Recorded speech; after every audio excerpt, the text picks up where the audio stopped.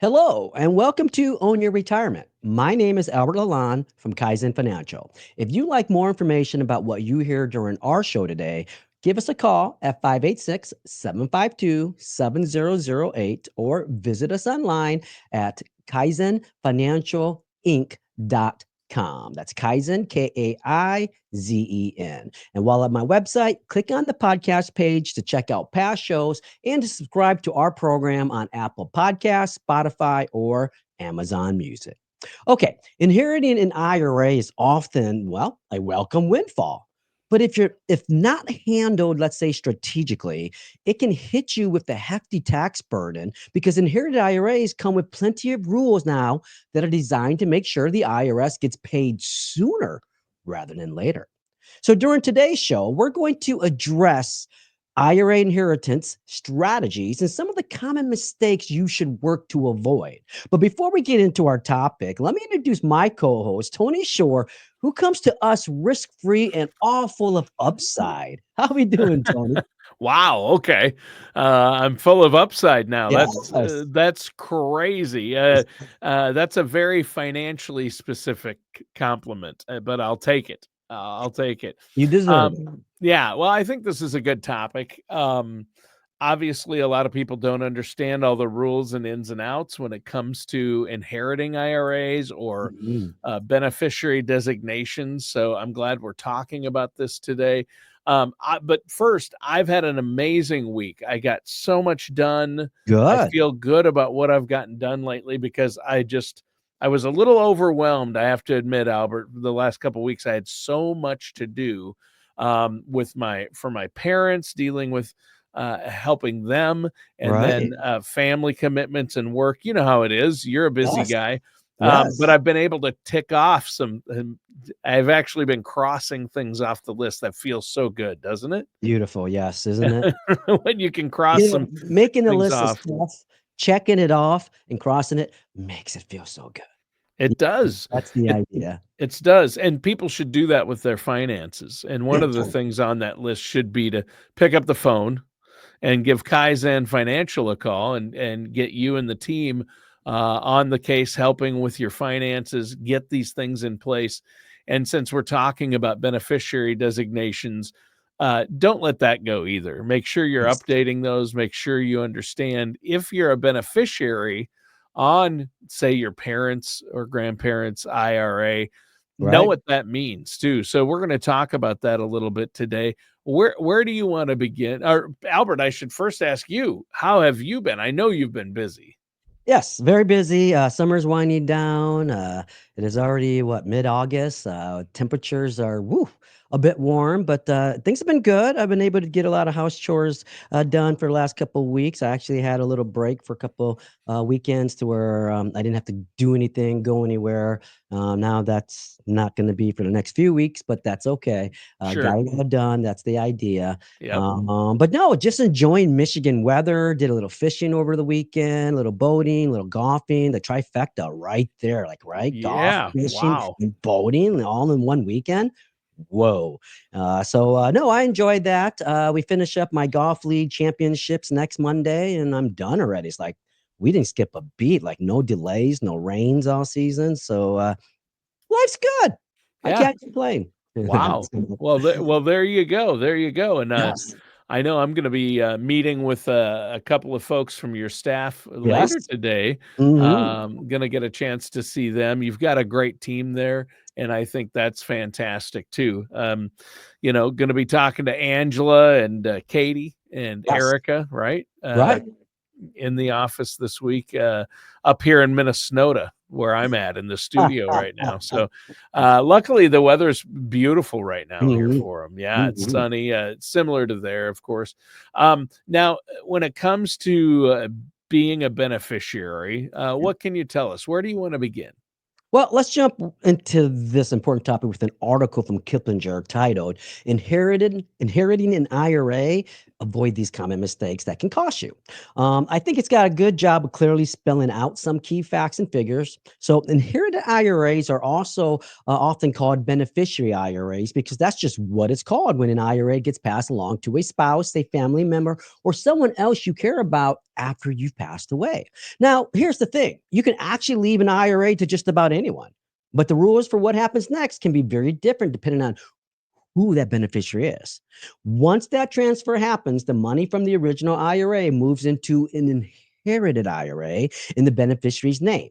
Now, you can't add new money to it, but it does stay tax deferred, which may be a good thing. But here's where it can get a little bit tricky, especially if you're not the spouse. In that case, the IRS says you have to fully withdraw that inherited IRA within 10 years of the original account holder's death. And every dollar you take out counts as ordinary income. So if you wait until year 10 to do something about it, well, let's just say you could be staring at one very big and very unpleasant tax bill. And that's exactly why planning ahead with someone who knows the rules inside and out, well, it can make all the difference, Tony. Well, yeah, and if working with somebody like that who does know the rules inside and out makes that big of a difference, it sounds like a good reason to work closely with a financial services professional like yourself and your team there, because this is what you do, and you do Yes. know those rules inside and out. Mhm. What are some of the rules that come with an inherited IRA? And I assume this is something you've had to talk to many clients about, right? Oh, for sure, for sure. It's one of the biggest topics we've had talk for the last, in fact, almost 4.5 years. Now, if you've been listening for a while, you know I like to keep you guys up to speed on the rules changes that can have a big impact on your retirement plans. One of the biggest shifts in recent years came with the Secure Act, or the Setting Every Community Up for Retirement Enhancement Act of 2019. And here's what it means for inherited IRAs. If you're not the spouse, and you inherited that IRA after December 31st, 2019, you're now looking at what's called the 10-year rule. That means you have to fully withdraw the account within 10 years. But there are also a few important exceptions. And this is where working with a financial service professional can really help. Now, if you're within 10 years of the original account holder's age, and let's say if you're disabled or chronically ill, or if you're a minor child of the deceased, you're actually allowed to follow the old rules. So, in other words, you can still stretch those withdrawals over your lifetime. Mm. And if the person you inherited from had already started the required minimum distributions, or RMDs, which now begin at age 73, you'll have to continue taking those during your 10-year window based on your own life expectancy. Now, here's something to remember. You can leave an IRA to anyone, but the tax rules definitely favor the spouse. Spouses get the most flexibility. In fact, they're the only ones who can simply treat that IRA, well, as their own. And if you inherit from your spouse, well, you've got several smart options, and choosing the right one for you can make a huge difference in your taxes and your future income. Sure. So, what are some of the potential options then, Albert? All right. Well, let's get into these options because if you inherit an IRA from your spouse, you actually have a few different paths you can take. And choosing the right one for your situation really depends on your age, your income needs, and your long term plans. So, the first option is what's called a spousal transfer. This simply means you take over the account and become the new account holder. The money is yours and it's accessible right away. But remember, any withdrawals you take will still be taxable. And if you're under 59 and a half, there could also be penalties still, unless you qualify for one of the IRS exceptions. Now, here's the good news. Your RMDs will now be based on your age, not your spouse's. If you're younger, that means you can stretch those withdrawals over more years, potentially easing the tax bite. Option two is to open an inherited IRA. In this case, you roll the assets into an inherited IRA in your name. RMDs will still be based on your life expectancy, but you'll also need to fully withdraw the account, well, within 10 years. So this route can make sense if you're under 59 and a half and you know you'll need access to the money sooner rather than later. And then there's the third option, which is taking, well, a lump sum. You can cash the whole thing out right away. Keep in mind, though, that money is treated as ordinary income. A big payout like that could also push you into a higher tax bracket, and that means, well, more taxes owed. Well, yeah, and taxes, a lot of people don't understand that they are going to be an issue in retirement. For a Mhm. lot of people, taxes are going to be their biggest expense in retirement. Yep. Taxes and healthcare are the two biggies. So to make sure that you're looking at the big picture and have somebody who understands all this, helping you plan for your future, you need to work with someone like yourself. How can our listeners and viewers out there, Albert, set up that no charge, no obligation consultation with you? Yeah, folks, you can visit my website at kaizenfinancialinc.com. That's Kaizen, Kaizen, or call my office at 586-752-7008. Discuss how we can answer your questions and address your concerns about IRAs, your financial strategies, or any other parts of your retirement and the taxes. Now, remember, it's our goal to help you prepare for retirement you've worked so hard for. All right. Well, and we've been talking about some steps you may be able to take if you inherit an IRA to lessen that tax burden. What's next? Well, the Kiplinger article titled Inherit an IRA, Avoid These Common Mistakes That Can Cost You. We're going to touch on some more details here. And I think it can be very useful for today's audience, including rules for non spouses who inherit an IRA. So now, if you're inheriting an IRA and you're not the spouse, and you don't fall into one of those exceptions we talked about earlier, your choices are a little more limited. The first option is to open what's called an inherited IRA. Here's how that works. The asset gets moved into an account in your name. Your required minimum distributions are now calculated based on your life expectancy, and you've got that 10-year clock ticking away. That money still grows tax deferred, though, while it's in there, so you're not paying taxes on the earnings each year. The second option, well, cash it all out in a lump sum. And while that might sound tempting, here's the catch. Every dollar you take out is treated as ordinary income. So, depending on the size of that account, this could easily push you into a higher tax bracket, which means a bigger check you have to write to the IRS. Yeah. Yeah. So, in fact, if you're inheriting an IRA and, like, let's say I leave my kids with an IRA and I pass, they have 10 years to pull it all out and pay all the taxes due on it. If it's a traditional IRA, or money from those traditional type accounts, like a traditional 401k, a lot of retirement accounts are tax deferred. So they're fully taxable, as you've been talking about. So it might be a good strategy to pay over time, over that 10 years rather than all at once, depending on what your situation is, right? Yes, big Yeah. time. Yep. So what's next? Well, let's shift gears and talk about what happens if you inherit a Roth IRA. Ah, Okay. okay. And because while a lot of the same rules apply here, Tony, there's also a pretty big upside. Right. Now, here's the headline. With the Roth IRA, you don't owe taxes on withdrawals. That's because Roths are funded with after tax dollars and the account grows tax free. So for many beneficiaries, that's a huge advantage. Now, there are a couple caveats if you want to keep those withdrawals tax free. Okay. First, the original Roth IRA has to have been open, okay, and funded for at least 5 years.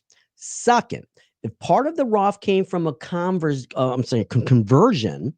say from, let's say, a traditional IRA, those converted balances also must sit in the account for at least 5 years before they can be withdrawn without penalty.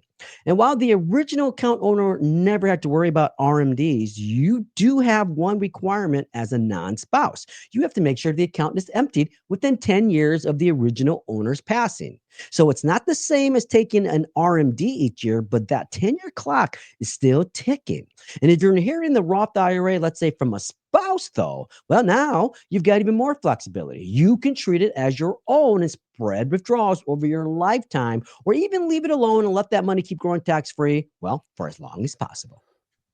Yeah, there you go. And so this is one of those times where having a thorough strategy in place can make a big difference between simply following the rules and actually maximizing the benefit of what you've inherited and minimizing the tax burden. And that's the exact thing that you're trying to get across here, isn't it? Yes, it is. And one potentially smart move you can make with an inherited IRA is to think about timing. Spreading your withdrawals over several years can often be a way to reduce the tax bite. In fact, many financial services professionals see this as one of the most effective strategies for keeping more of the inheritance in your pocket and out of Uncle Sam's. Now, here's the beauty of it. With an inherited IRA, you've got flexibility. You can take a little more in a year when you need it and pull back in years when you don't without facing an early withdrawal penalty. Now, that flexibility can be a real gift if you know how to use it strategically. So, in many cases, financial services professionals also recommend to their clients that they steer clear of smart, well, we'll just say, cashing out the whole thing in a lump sum. Sure, it might feel simpler, but the tax bill can be brutal and often unnecessary. So there's another important piece of advice here. Don't let loyalty to the past keep you from making smart moves for your future as well. The investments in that IRA may have been perfect for your loved one, but they may not be the right for you. And your goals, your risk tolerance, and your timeline could be completely different. So don't think of it as dad's IRA or mom's portfolio. Think of it as your tool now for building the next stage of your financial life. Yeah, and that's important. So, the current holdings don't fit your objectives. It's okay, and maybe also wise to reallocate. And again, that's where working with you comes into place because sometimes you need strategies and you need to reallocate your assets to fit your needs, right? Yeah, big time. And remember, when you receive an inheritance, it's more than just a financial windfall. It's a moment that comes with with let's say decisions, deadlines, and some potential tax traps. So that's where a financial services professional comes in. Our role is to help you just make sense of the rules, understand your options, and then create a plan that actually works for your goals. We'll look at ways to let's say minimize taxes, whether that means spreading withdrawals over several years, pairing distributions with, let's say, other income strategies, or just reallocating investments so they align with your risk tolerance. We'll walk you through the timelines you need to hit, the paperwork you'll need to file, and the moves that can turn this inheritance into more long term financial security. And then, most importantly, we'll help you make confident and informed decisions as far as choices. So you're not just reacting to the rules, but you're using them to your advantage, Tony. Yeah, I think that's really important. And, we're talking about steps you may want to talk to a professional about, like yourself, if you Mhm. inherit an IRA or want to manage it in a way that best suits your needs.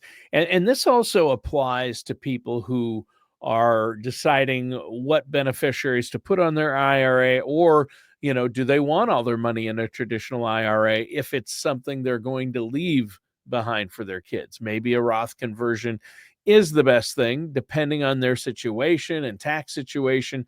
So I'm glad we've been talking about this. It's been good so far. What do you have for us next? Well, let's push ahead with today's topic by examining another Kiplinger article titled Inherited an IRA: 5 Rules Every Beneficiary Should Know for 2025. So, recent legislative and regulatory updates have introduced new tax considerations for those inheriting retirement accounts, particularly changes and delays involving required minimum distributions or RMDs.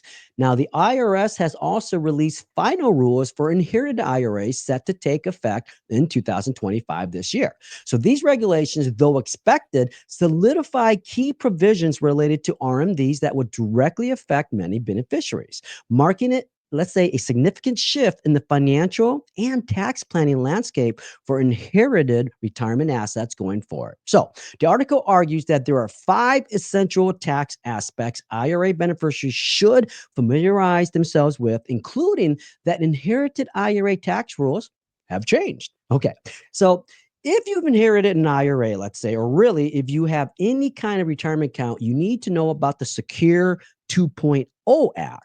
This is the legislation that's reshaped retirement account rules across the board from 401ks, 403bs, IRAs, Roth accounts, and even some of the tax benefits tied to them. One big change is that the minimum age for RMDs has moved up to 73 and is set to rise again to 75 in the future. And looking back to the original Secure Act of 2019, the one Secure 2.0 built on, that's the law that stopped many beneficiaries from stretching inherited IRA distributions over the lifetime. So these are the kinds of changes that can completely alter how and when you access retirement savings, and why it's so important to understand the rules before you make a move. Right, and that's really important, obviously. Tell us more about the changes to the stretch rule. Ah, They kind of eliminated that, didn't they? they did. Not too long ago, beneficiaries of inherited IRAs had a powerful tax strategy at their fingertips, what we called the stretch. You could stretch those required distributions over your entire lifetime, allowing the account to keep growing tax deferred, well, for decades. But that changed with the Secure Act. Now, for most non spouse beneficiaries who inherit an IRA on or after January 1, 2020, the rule is simple and stricter. You have to empty the account within 10 years of the original owner's death. Pretty simple. And here's something a lot of people don't realize. Under the IRS's final regulations starting this year, many beneficiaries will have to take annual withdrawals during that 10-year withdrawal, not just wait until the end. And that's a big shift that can catch people off guard. Now, there are still some exceptions, though. The law calls them eligible designated beneficiaries, or EDBs, and they have more flexibility. We'll start with what they are. Surviving spouses can treat the IRA as their own or take distributions on their life expectancy. Minor children of the account owner can stretch distributions till they reach adulthood, and then the 10-year rule kicks in. Disabled people who meet the IRS definition, meaning they can't engage in substantial gainful activity due to a long-term impairment. And then chronically ill people who can't perform at least two activities of daily living without help, or who have severe cognitive impairment. And then lastly, people within 10 years of the account owner's age, often siblings or let's say close friends, can also stretch distributions over their life expectancies. Yeah. Well, and that's really good to know about all those things. And one thing is for sure, the information that you've shared certainly warrants a check-in with a financial professional. I wouldn't want to go it alone to make sure these things are happening, and I would want to know for sure that it fits in with my goals and plans. Right? Yeah. Well, especially because there was some confusion for at least the first 2, 3 years, Tony, with the Sure. Secure Act moving to the Secure 2.0 Act about required minimum distributions while you inherited that IRA. So here's a key detail many people miss. For some inherited IRAs, you can't just wait until year 10 to cash out. Under the IRS's latest rule, certain beneficiaries must take annual withdrawals during that 10-year period. And the amount depends on factors like your age, your relationship to the original owner, and whether they'd already started their own RMDs. If they had, well, then you'll usually need to keep taking annual distributions while still following the 10-year rule, knowing this can help you avoid costly surprises. Here's another element, though, that catches a lot of people by surprise, Tony. For many inherited IRAs, you can't just wait until year 10 to take everything out. Under the IRS latest rules, some beneficiaries have to make annual withdrawals during that 10-year period. The amount you take each year depends on things, again, like I said before, your age, your relationship to the original account, and whether they've started their own distribution.